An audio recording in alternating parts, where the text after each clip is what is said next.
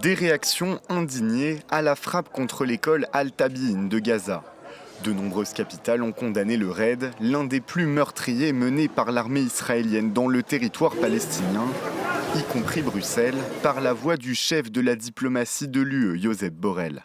Horrifié par les images d'une école à Gaza servant d'abri, touché par une frappe israélienne qui aurait fait des dizaines de victimes palestiniennes. Au moins 10 écoles ont été ciblées ces dernières semaines. Il n'y a pas de justification à ces massacres. Washington, principal allié de l'État hébreu, a exprimé sa profonde préoccupation.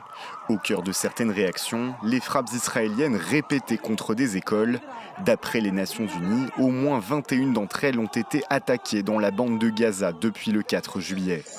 La rapporteure spéciale de l'ONU pour les territoires palestiniens a réitéré son accusation de génocide contre Israël. Israël commet un génocide des Palestiniens, un quartier à la fois, un hôpital à la fois, une école à la fois, un camp de réfugiés à la fois. Que les Palestiniens nous pardonnent notre incapacité collective à les protéger en honorant le sens le plus basique du droit international.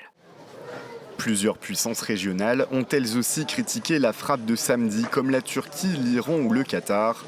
Doha, médiateur entre Israël et le Hamas depuis le début du conflit, réclame une enquête indépendante des Nations Unies sur les attaques contre des lieux abritant des déplacés.